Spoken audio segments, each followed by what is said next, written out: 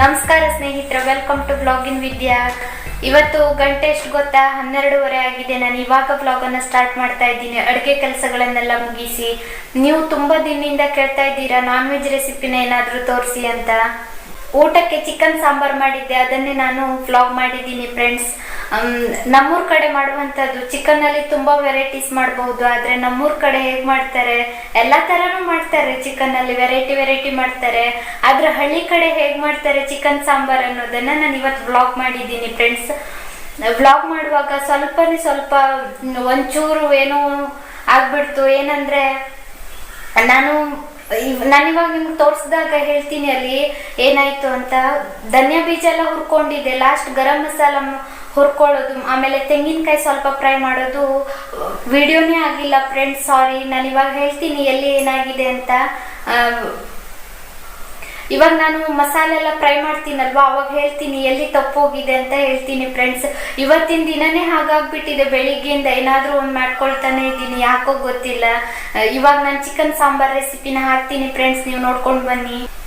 Variety chicken ರೆಸಿಪಿನ ನಿಮಗೂ ತೋರಿಸ್ತೀನಿ ಫ್ರೆಂಡ್ಸ್. ಇನ್ನು ಮುಂದಿನ ದಿನಗಳಲ್ಲಿ ನೋಡೋಣ. ಇವತ್ತಿನ ಚಿಕನ್ ಸಾಂಬಾರನ್ನು ನೋಡ್ಕೊಂಡು ಬನ್ನಿ. ಇಲ್ಲಿ ನಾನು ಮಸಾಲೆ ಹುರಿಯೋದಕ್ಕೆ ಧನಿಯಾ ಬೀಜ, ಜೀರಿಗೆ, ನಮ್ಮ ಕಡೆ ಬಡ ಸೊಪ್ಪು ಅಂತ ಹೇಳ್ತೀವಲ್ಲ, ಸೋಂಪು ಕಾಳು ಅಂತ ಅನಿಸುತ್ತೆ ಅದು, ಹಾಗೆಯೇ ಗರಂ ಮಸಾಲೆಯಲ್ಲಿರುವಂಥ ಚಕ್ರ ಮೂಗು ಅಂತ ಹೇಳ್ತೀವಲ್ಲ, ಹೂವು, ಸಣ್ಣ ಜಾಯಿಕಾಯಿ, 4 ಲವಂಗ, ಆಮೇಲೆ ಚಕ್ಕೆ, ಆಮೇಲೆ ಅದು ಕಪ್ದು ಪೇಪರ್ ಥರ ಬರುತ್ತಲ್ಲ ಗರಂ ಮಸಾಲೆಯಲ್ಲಿ, ಅದನ್ನೇ ಸ್ವಲ್ಪ ತೆಗೆದುಕೊಂಡಿದ್ದೀನಿ. ಅದಕ್ಕೆ ಏನಂತಾರೋ ಗೊತ್ತಿಲ್ಲ, ನೀವು ನೋಡ್ತಾ ಇರಬಹುದು ಇವಾಗ, ಕಪ್ ಕಲರ್. ಚಕ್ರದ ಹೂವು, ಸಣ್ಣ ಜಾಯಿಕಾಯಿ, 4 ಲವಂಗ, ಚಕ್ಕೆ, ಆಮೇಲೆ ಸ್ವಲ್ಪ ಗಸಗಸೆ ತೆಗೆದುಕೊಂಡಿದ್ದೀನಿ, ಸ್ಪೂನಲ್ಲಿದೆ ಫ್ರೆಂಡ್ಸ್. ಹಾಗೆಯೇ ತೆಂಗಿನಕಾಯಿ ಈ ಕಡೆ, ಈರುಳ್ಳಿ, ಚಿಕ್ಕ ಶುಂಠಿ, ಬೆಳ್ಳುಳ್ಳಿ, ಆಮೇಲೆ ಕೊತ್ತಂಬರಿ ಸೊಪ್ಪು, ಒಣಮೆಣಸಿನ್ಕಾಯಿ. ನಾನು ಖಾರಕ್ಕೆ ಹಸಿಮೆಣಸಿನ್ಕಾಯಿಯನ್ನು ಯೂಸ್ ಮಾಡ್ತಾ ಇಲ್ಲ, ಹಾಗೆಯೇ ಕಾಳು ಮೆಣಸನ್ನು ಕೂಡ ತೆಗೆದುಕೊಂಡಿಲ್ಲ ಫ್ರೆಂಡ್ಸ್. ನಿಮಗೆ ಬೇಕಾದರೆ ಮೆಣಸಿನ ಕಾಳನ್ನು ಆ್ಯಡ್ ಮಾಡ್ಕೊಳ್ಳಿ. ನಾನಿಲ್ಲಿ ಮೆಣಸಿನ ಕಾಳನ್ನು ಆ್ಯಡ್ ಮಾಡಿಲ್ಲ. ಇವಾಗ ಮಸಾಲೆ ಹುರಿಯೋದಕ್ಕೆ ಹೋಗೋಣ. ನೋಡಿ, ಇಲ್ಲಿ ಸ್ಪೂನಲ್ಲಿದೆ ಗಸಗಸೆ ಅಂತ ಹೇಳ್ತೀವಲ್ಲ, ಅದನ್ನು ನಾನು ಸ್ಪೂನಲ್ಲಿ ಇಟ್ಕೊಂಡಿದ್ದೀನಿ. ಇಲ್ಲಿ ನಾನು ಮಸಾಲೆ ಫ್ರೈ ಮಾಡೋದಕ್ಕೆ ಬಂದಿದ್ದೀನಿ, ಆದರೆ ನಾನು ಮಸಾಲೆ ಫ್ರೈ ಮಾಡುವಾಗ ಒಣಮೆಣಸಿನ್ಕಾಯಿನ ಫ್ರೈ ಮಾಡಿದ್ದೀನಿ, ಬೆಳ್ಳುಳ್ಳಿ, ಈರುಳ್ಳಿ ಎಲ್ಲವನ್ನು ಫ್ರೈ ಮಾಡಿದ್ದೀನಿ. ಆದರೆ ಗರಂ ಮಸಾಲೆ ಫ್ರೈ ಮಾಡುವ ವಿಡಿಯೋನೇ ಇಲ್ಲಿ ಮಿಸ್ ಆಗಿಬಿಟ್ಟಿದೆ. ಆ ಕ್ಲಿಪ್ಪು ವಿಡಿಯೋನೇ ಆಗಿಲ್ಲ ಫ್ರೆಂಡ್ಸ್, ನನಗೆ ಗೊತ್ತೇ ಆಗಿಲ್ಲ ಅದು ಯಾಕೆ ಹಾಗಾಯಿತು ಅಂತ ಗೊತ್ತಿಲ್ಲ. ನಾನು ತುರಿದಿಟ್ಕೊಂಡಂಥ ತೆಂಗಿನಕಾಯಿಗೆ ಅರಿಶಿನ ಹಿಟ್ಟನ್ನು ಆ್ಯಡ್ ಮಾಡಿರಲಿಲ್ಲ, ಟರ್ಮರಿಕ್ ಪೌಡರ್, ಈಗ ಅದನ್ನು ಸೇರಿಸಿದ್ದೀನಿ. ನಾನಿವಾಗ ಮೊದಲಿಗೆ ಒಣಮೆಣಸಿನ್ಕಾಯಿನ ಹುರ್ಕೊಳ್ತೀನಿ. ಒಣಮೆಣಸಿನ್ಕಾಯಿ ಆದಮೇಲೆ ಬೆಳ್ಳುಳ್ಳಿ, ಉಳ್ಳಾಗಡ್ಡೆ, ಅದಾದ ನಂತರ ಎಲ್ಲ ಒಂದು ಪಾತ್ರೆಗೆ ಎತ್ತಿಟ್ಕೊಂಡು ಗರಂ ಮಸಾಲೆ ಸ್ವಲ್ಪ ಹುರ್ಕೊಳ್ತೀನಿ 1-2 ನಿಮಿಷ. ಅದಾದಮೇಲೆ ತೆಂಗಿನಕಾಯನ್ನು ಕೂಡ ಸ್ವಲ್ಪ ಫ್ರೈ ಮಾಡ್ಕೊಳ್ಳಿ, ಟೇಸ್ಟ್ ತುಂಬ ಚೆನ್ನಾಗಿರುತ್ತೆ ಫ್ರೆಂಡ್ಸ್. ತೆಂಗಿನಕಾಯನ್ನು ಒಂದು 2-3 ನಿಮಿಷಗಳ ಕಾಲ ಸ್ವಲ್ಪ ಎಣ್ಣೆ ಹಾಕಿ ಫ್ರೈ ಮಾಡ್ಕೊಳ್ಳಿ, ತುಂಬ ಟೇಸ್ಟ್ ಕೊಡುತ್ತೆ. ಇವಾಗ ನಾನಿಲ್ಲಿ ಒಣಮೆಣಸಿನ್ಕಾಯಿನ ಹುರ್ಕೊಳ್ತಾ ಇದ್ದೀನಿ. ಒಣಮೆಣಸಿನ್ಕಾಯಿ ಹುರಿದಾಗಿದೆ, ನೋಡ್ತಾ ಇರ್ಬೋದು ನೀವು. ಸ್ವಲ್ಪ ಫ್ರೈ ಆಗಿದೆ, ತುಂಬ ಫ್ರೈ ಮಾಡೋಕ್ಕೆ ಹೋಗಬೇಡಿ, ಕತ್ತಿದ್ರೆ ಸ್ವಲ್ಪ ಸೀದೋಗ್ಬಿಟ್ರೆ ಅದು ಕಹಿ ವಾಸನೆ ಬಂದುಬಿಡುತ್ತೆ, ಕಹಿ ಆಗಿಬಿಡುತ್ತೆ ಸಾಂಬಾರ್. ನೋಡಿ, ಇವಾಗ ನನ್ನ ಒಣಮೆಣಸಿನ್ಕಾಯಿ ಫ್ರೈ ಆಗಿದೆ. ಇವಾಗ ನಾನು ಇದೇ ಬಾಣಲೆಗೆ ನಾನು ಎತ್ತಿಟ್ಕೊಂಡಂಥ ಈರುಳ್ಳಿ ಮತ್ತು ಬೆಳ್ಳುಳ್ಳಿನ ಹಾಕ್ತಾ ಇದ್ದೀನಿ. ಇದನ್ನು ಕೂಡ ಸ್ವಲ್ಪ ಫ್ರೈ ಮಾಡಿ, ಚೆನ್ನಾಗಿ ಫ್ರೈ ಆಗಲಿ. ಇದನ್ನು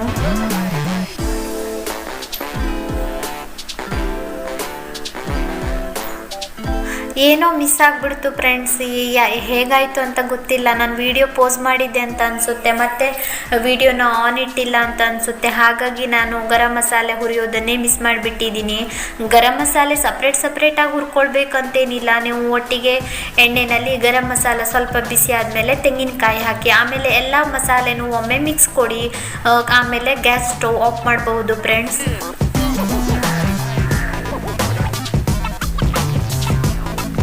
ಇವಾಗ ಆನಿಯನ್ ಕೂಡ ಫ್ರೈ ಆಗಿದೆ, ನೀವು ನೋಡ್ತಾ ಇರ್ಬೋದು. ನಾನು ಇದಕ್ಕೆ ಇವಾಗ ಎತ್ತಿಟ್ಕೊಳ್ತೀನಿ.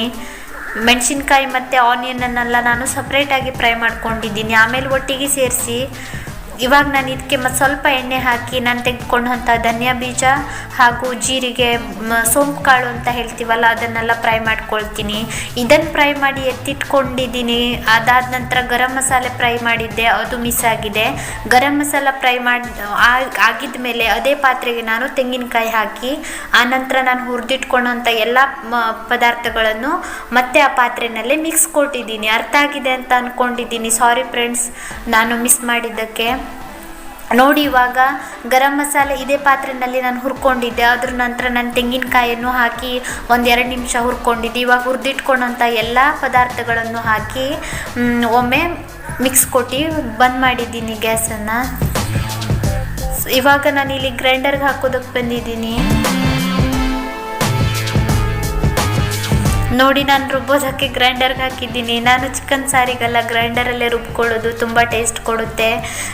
ಮಸಾಲೆ ರುಬ್ಬಿದಾಯಿತು, ಮಸಾಲೆ ಎತ್ತಿಟ್ಕೊಂಡಿದ್ದೀನಿ ಪಕ್ಕದಲ್ಲಿ. ಇವಾಗ ನಾನು ಒಂದು ಪಾತ್ರೆ ಇಟ್ಟು ಅಷ್ಟರಲ್ಲಿ ನಾನು ಉಳ್ಳಾಗಡ್ಡೆ ಮತ್ತು ಟೊಮೆಟೊನ ಹೆಚ್ಚಿಟ್ಕೊಂಡಿದ್ದೀನಿ. ಎಣ್ಣೆ ಹಾಕಿಬಿಟ್ಟು ಈರುಳ್ಳಿನ ಫ್ರೈ ಮಾಡಿಬಿಟ್ಟಿದ್ದೆ.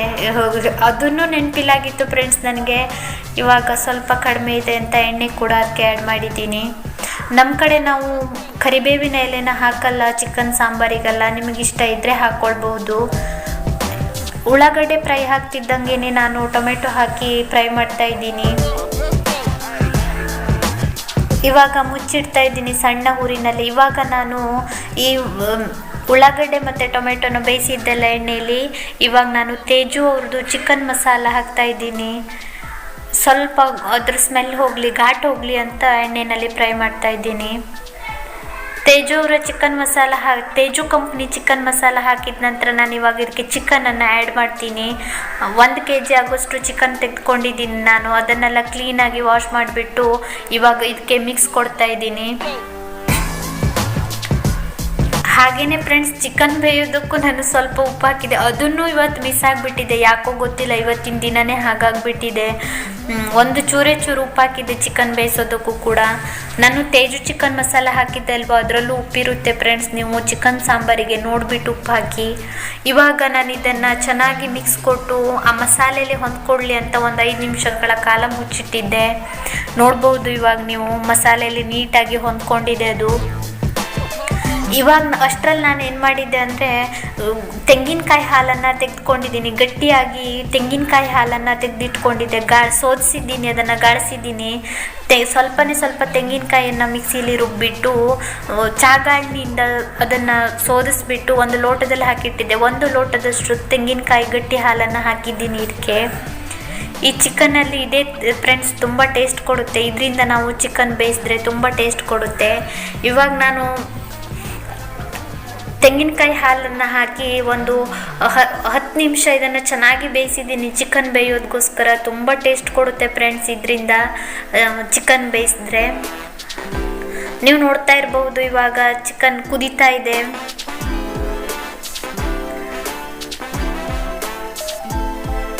ಕೆಲವರು ಕ್ರೀಮು ಆಮೇಲೆ ಏನೆಲ್ಲ ಬಳಸ್ತಾರೆ. ನಮ್ಮ ಕಡೆ ನಾವು ಗಟ್ಟಿ ತೆಂಗಿನಕಾಯಿ ಹಾಲನ್ನು ತೆಗೆದ್ಬಿಟ್ಟು ಮಿಕ್ಸಿಲಿ ಹೊಡೆದ್ಬಿಟ್ಟು ಸೋದಿಸ್ಬಿಟ್ಟು ಹಾಕ್ತೀವಿ. ಇವಾಗ ನಾನು ಒಂದು 10 ನಿಮಿಷ ಕುದಿಸ್ತೀನಿ ಇದನ್ನು ಚೆನ್ನಾಗಿ ಚಿಕನ್ ಬೇಯೋಗೋಸ್ಕರ.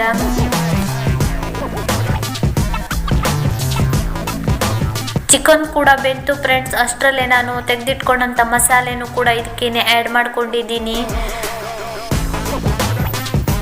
ನೋಡಿ, ಇವಾಗ ನಾನು ಮಸಾಲೆ ರುಬ್ಬಿದ್ದಂಥ ಮಸಾಲೆನ ಇದಕ್ಕೆ ಆ್ಯಡ್ ಮಾಡಿಬಿಟ್ಟು ತಿರುತ್ತಾ ಇದ್ದೀನಿ. ನಾನು ಚಿಕನ್ ಸಾಂಬಾರು ಮಾಡಿದ್ರೆ ಒಂದೇ ದಿನಕ್ಕೆ ಮಾಡಲ್ಲ, ಅದ್ರ ಸ್ವಲ್ಪ ಮಾರನೇ ದಿನವೂ ನಾವು ತಿಂತೀವಿ. ಹಾಗಾಗಿ ಸ್ವಲ್ಪ ಜಾಸ್ತಿನೇ ಮಾಡ್ಕೊಂಡಿದ್ದೀನಿ ಇವತ್ತು ನಾನು.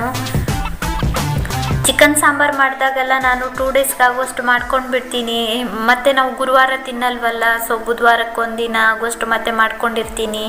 ಇವತ್ತು ಮಂಗಳವಾರ ಆಗಿತ್ತು. ಹಾಗೆಯೇ ನಾನು ಇವಾಗ ರುಚಿಗೆ ತಕ್ಕಷ್ಟು ಉಪ್ಪು ಹಾಕ್ತಾ ಇದ್ದೀನಿ. ಉಪ್ಪನ್ನು ನೋಡಿಬಿಟ್ಟು ಹಾಕಿ. ನೀವು ತೇಜು ಚಿಕನ್ ಮಸಾಲ ಉಪಯೋಗಿಸಿದ್ರೆ ಅದರಲ್ಲೂ ಉಪ್ಪಿರುತ್ತೆ. ಆಮೇಲೆ ನಾನು ಚಿಕನ್ ಬೇಯಿಸೋದಕ್ಕೂ ಸ್ವಲ್ಪ ಉಪ್ಪನ್ನು ಆ್ಯಡ್ ಮಾಡಿದ್ದೀನಿ. ಇವಾಗ ನಾನು ಇನ್ನು ಸ್ವಲ್ಪ ಉಪ್ಪನ್ನು ಹಾಕಿ ಇದನ್ನು ಕುದಿಯೋದಕ್ಕೆ ಬಿಡ್ತೀನಿ ಫ್ರೆಂಡ್ಸ್. ತುಂಬ ಟೇಸ್ಟ್ ಕೊಡುತ್ತೆ ಫ್ರೆಂಡ್ಸ್. ಒಮ್ಮೆ ನೀವು ಟ್ರೈ ಮಾಡಿ ನಮ್ಮ ಹಳ್ಳಿ ಸ್ಟೈಲ್ ಚಿಕನನ್ನು. ಅದಾದಮೇಲೆ ನನಗೆ ಕಾಮೆಂಟ್ ಹಾಕಿ. ಇವಾಗ ನಾನು ನೀಟಾಗಿ ಮಿಕ್ಸ್ ಮಾಡಿ ನಿಮಗೆ ತೋರಿಸ್ತಾ ಇದ್ದೀನಿ ನೋಡಿ ಊಟಲ್ಲಿ. ನೋಡಿ ಇವಾಗ ಕುದೀತಾ ಇದೆ. ಮೇಲ್ಗಡೆ ಯಾಕೆ ಹಾಕಿ ತೇಲುತ್ತೆ ಗೊತ್ತಾ? ಅದು ನಾವು ತೆಂಗಿನಕಾಯಿ ಹಾಲು ಹಾಕಿ ಚಿಕನ್ ಬೇಯಿಸ್ತೀವಲ್ಲ, ಹಾಗಾಗಿ ಅದು ಒಂಥರ ಬಬಲ್ಸ್ ಥರ ಬಂದಿದೆ ಅಷ್ಟೇನೆ.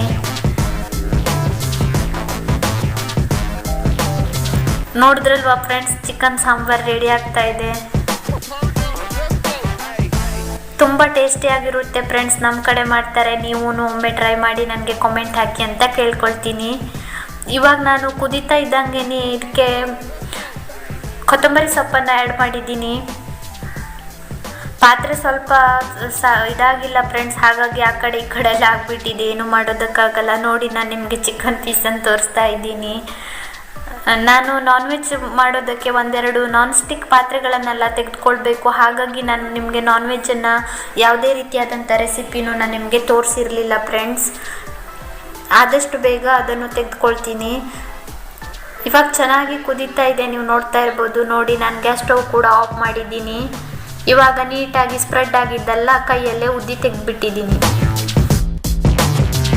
ಫ್ರೆಂಡ್ಸ್, ನಮ್ಮೂರ ಕಡೆ ನಾವು ಹೇಗೆ ಚಿಕನ್ ಸಾಂಬಾರ್ ಮಾಡ್ತೀವಿ ಅಂತ ಹಳ್ಳಿ ಕಡೆ ಮಾಡುವಂಥ ಚಿಕನ್ ಸಾಂಬಾರ್ ರೆಸಿಪಿನ ತೋರಿಸಿದ್ದೀನಿ. ಹಾಗೇನೆ ಫ್ರೆಂಡ್ಸ್, ನಾನು ಇನ್ನೆಲ್ಲ ಯಾವುದೇ ರೀತಿ ವ್ಲಾಗ್ ಮಾಡಿರಲಿಲ್ಲ. ವ್ಲಾಗ್ಗೆ ಸ್ಟಾಕ್ ಇಲ್ಲ ನನ್ನ ಹತ್ರ. ಈ ವಿಡಿಯೋ ಇವಾಗಲೇ ಎಡಿಟಿಂಗ್ ಆಗಿ ಇನ್ನು ಪಬ್ಲಿಷ್ ಕೂಡ ಮಾಡಬೇಕು. ನೀವೆಲ್ಲ ಕಾಯ್ತಾ ಇರ್ತೀರಾ ಅಂತ ನನಗೆ ಗೊತ್ತು. ನಿಮಗೋಸ್ಕರ ಇವತ್ತು ನಾನ್ ವೆಜ್ ರೆಸಿಪಿನ ಹಾಕ್ತಾ ಇದ್ದೀನಿ. ನಾವು ನಾನ್ ವೆಜ್ ತಿನ್ನೋದು ಭಾಳ ಕಡಿಮೆ, ಹಾಗಾಗಿ ವಿಡಿಯೋ ಮಾಡೋದಕ್ಕೆ ಆಗಲ್ಲ. ನೋಡೋಣ, ಮುಂದಿನ ದಿನಗಳಲ್ಲಿ ನಿಮಗೋಸ್ಕರ ನಾನ್ ವೆಜ್ ರೆಸಿಪಿನೂ ಕೂಡ ಮಾಡ್ತೀನಿ ಫ್ರೆಂಡ್ಸ್. ನನ್ನ ಹತ್ರ ವಿಡಿಯೋ ಸ್ಟಾಕ್ ಇಲ್ಲ, ಇವಾಗಲೇ ಎಡಿಟಿಂಗ್ ಆಗಿ ಹೋಗಬೇಕು. ಹಾಗಾಗಿ ನಾನು ಈ ವ್ಲಾಗನ್ನು ಇಲ್ಲಿಗೆ ಮುಗಿಸ್ತೀನಿ. ವಿಡಿಯೋ ಇಷ್ಟ ಆಗಿದ್ದಲ್ಲಿ ಒಂದು ಲೈಕ್ ಮಾಡೋದನ್ನು ಮರಿಬೇಡಿ. ಹೊಸಬರಾಗಿದ್ದಲ್ಲಿ ಸಬ್ಸ್ಕ್ರೈಬ್ ಮಾಡ್ಕೊಳ್ಳಿ. ನಿಮ್ಮ ಅನಿಸಿಕೆಗಳನ್ನೆಲ್ಲ ಕಾಮೆಂಟಲ್ಲಿ ತಿಳಿಸಿ. ಸಿಗೋಣ ಮುಂದಿನ ವಿಡಿಯೋದಲ್ಲಿ. ಅಲ್ಲಿವರೆಗೂ ನಿಮಗೆ ಧನ್ಯವಾದ.